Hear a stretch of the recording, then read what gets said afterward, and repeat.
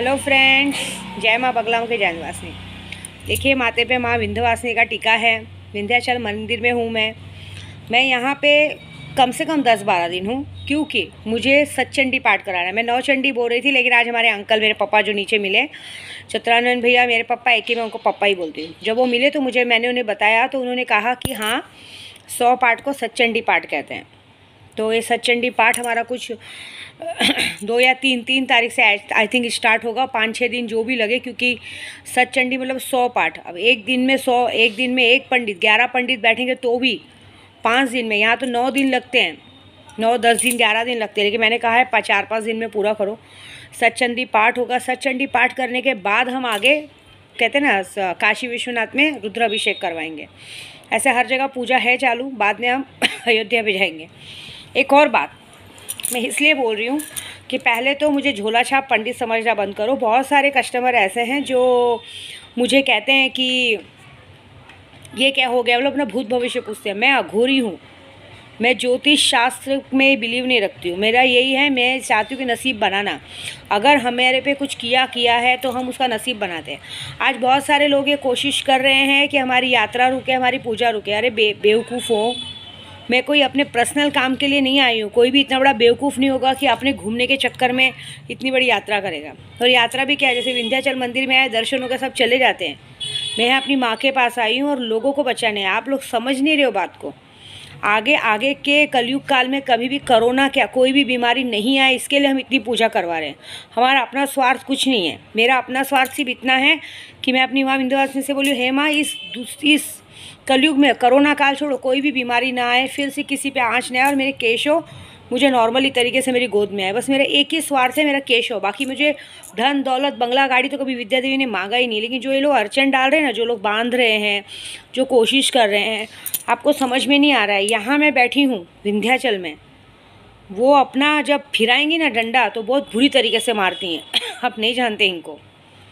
वो अपने भक्त पे कभी आँच नहीं आने देती। और जो भक्त की, क्योंकि हमारी निस्वार्थ मन की सेवा है, मैंने कभी किसी से भी पूजा के नाम पे, या मैं सतचंडी पाठ कराने जा रही हूँ उस नाम पे, मैंने किसी से भी, ना यूट्यूब पे ना अपने ग्रुप में, किसी से कभी 1 रुपया नहीं मांगा है। मैं अपनी पूजा खुद कर रही हूँ। मुझे मेरी माता रानी पे भरोसा है, मेरे सुल्तान जिन पे भरोसा है। बहुत सारे जन मुझे मैसेज करते हैं कि हमारे घर में प्रॉब्लम है, दिक्कत है, हमको दुश्मन परेशान कर रहे हैं, ये है। अरे तो लो ना सुल्तान जिन, लो, वो मारण मोहन वशीकरण सब करेगा। मैंने कहा ना, 72 घंटे में शक्ति मिलेगी।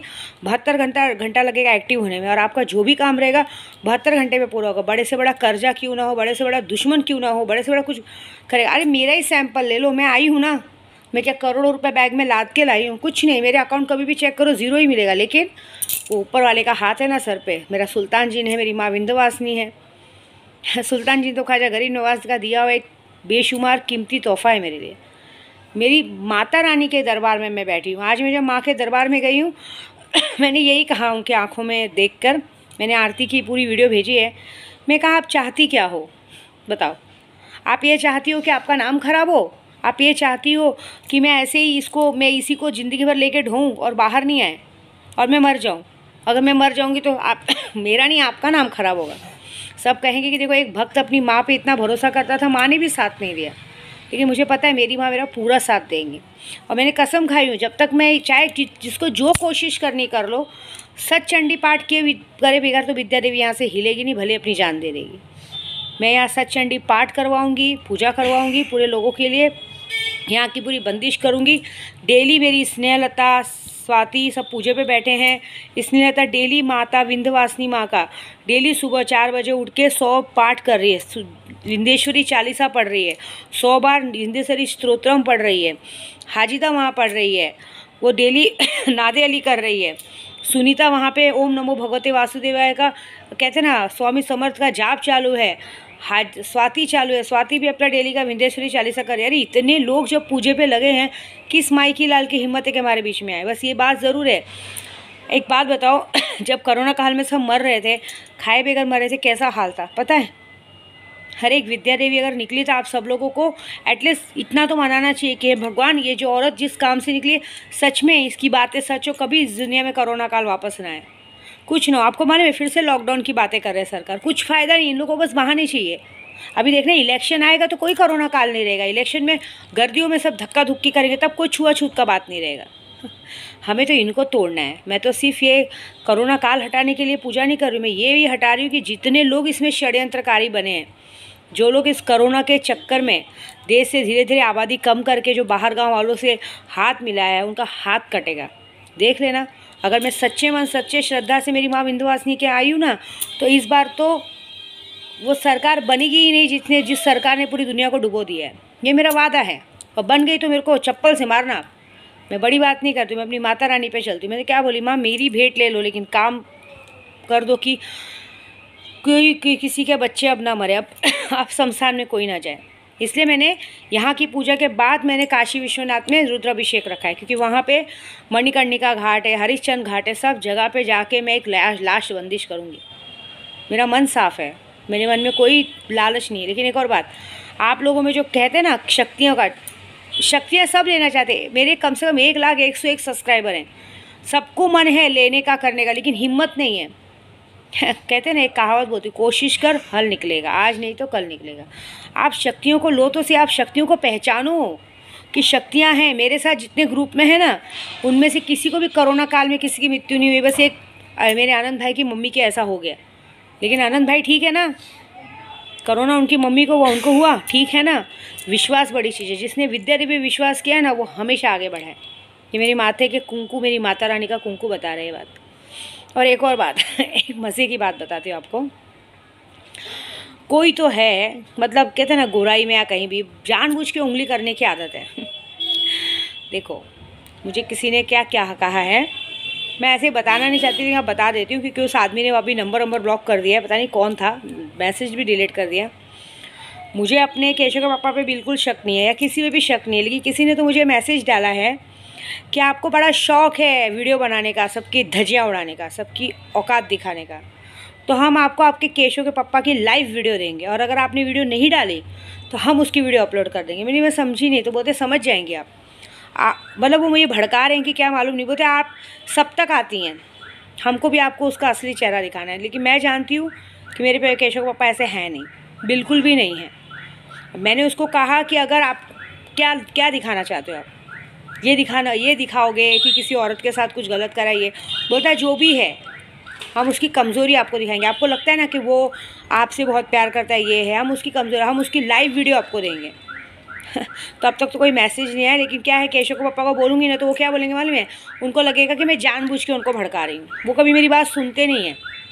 लेकिन ये मैसेज मैं यूट्यूब के ज़रिए उनको पहुँचाऊँगी कि देखो दुश्मन आपके पीछे पीछे हैं, तो प्लीज़ दिमाग से, मैंने हमेशा देखा है, वो जिस पे सबसे ज़्यादा भरोसा करते हैं ना, वहीं आसीन का सांप निकलता है। एक आसीन का सांप तो दिन भर खुद लेके घूमते रहते हैं, उनको समझ में नहीं आता कि सबसे बड़ा आसीन का सांप वही है, सबसे बड़ा मैडम का मैसेंजर भी वही है। लेकिन समझ में नहीं आता है उनको जब झटका लगता है ना, उनको ये बात पता है कि उनका जो दोस्त उनके घर में थाली में खाया, उसी थाली में छेद किया। फिर दूसरा दोस्त जिसने उसको बहुत ज़्यादा विश्वास किया, उसने अपने केस सॉल्व करवाने के लिए तक लूटा है। तो आदमी की परख तो इस आदमी को है ही नहीं, क्योंकि आदमी की परख होती ना तो ये अपना देखता है। ये नहीं देखता है कि एक विद्या देवी है जो हर तरह से उसको संभाल रही है, हर तरह से प्रोटेक्ट कर रही है। अगर कोई चीज़ के लिए डांटती है तो ज़रूरी है कि भाई इन लोगों से बचो। देखो, हर औरत अच्छी नहीं होती है, हर औरत शरीफ नहीं होती है। पता चला कभी गले का फंदा पड़ के कोई घर में आके बैठ गया ना, बड़ी बात है। किसी ने मुझे ये मैसेज दिया है तो समझ लो कोई तो पीछे पूरी तरह से वॉचिंग कर रहा है। अब इस वॉचिंग में बचना आपका काम है, क्योंकि मैं ये बात समझा नहीं सकती हूँ, ना बोल सकती हूँ।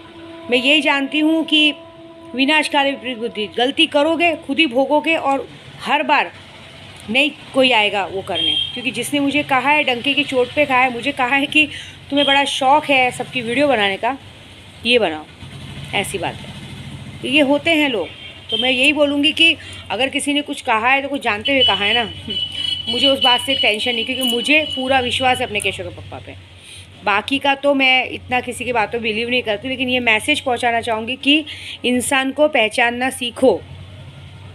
जो अब इस वक्त मैं ये मैसेज इसलिए पहुंचा रही हूँ कि हर कोई अगर आपसे अच्छा बन रहा है तो समझो कि वो सबसे बड़ा खड्डा आपके लिए खोद रहा है। मैंने हमेशा कोशिश की, कितनी बार केशव के पापा को कहा कि कुल देवी का दर्शन कर लो मेरे इधर आके, फ़्लाइट से हमारे बॉम्बे से अगर इंसान फ़्लाइट भी पकड़ेगा ना तो बॉम्बे से बनारस तक का रास्ता सिर्फ 2 घंटे का है। मैंने कहा है 2 घंटे के लिए आओ, माँ का दर्शन करो, एक दिन रुको, दूसरे दिन तुरंत टिकट निकाल देते, 2 घंटे में घर पहुँच जाओ। लेकिन कहते हैं ना, जहाँ आस्था नहीं वहाँ विश्वास नहीं, क्या कर सकते हैं। कोई बात नहीं, केशव होगा तो उनको आना ही पड़ेगा, क्योंकि उनका बच्चा है, मन्नत है, तो उनको आना ही पड़ेगा। लेकिन ये है कि मुझे मेरी ईगो पे मत आओ, क्योंकि देखो मेरा रास्ता कोई नहीं रोक सकता, क्योंकि मैं निस्भाव से, निस्वार्थ भाव से अपनी माँ की, माता रानी की सेवा कर रही हूँ। मुझे पता है मेरी माता रानी मुझे इसमें ज़रूर सफल करेगी। तो इस बार मैं माँ का पूरा अच्छे से भव्य श्रृंगार भी करवाऊँगी और पूरे विश्व शांति के लिए सतचंडी पाठ ज़रूर होगा ही होगा।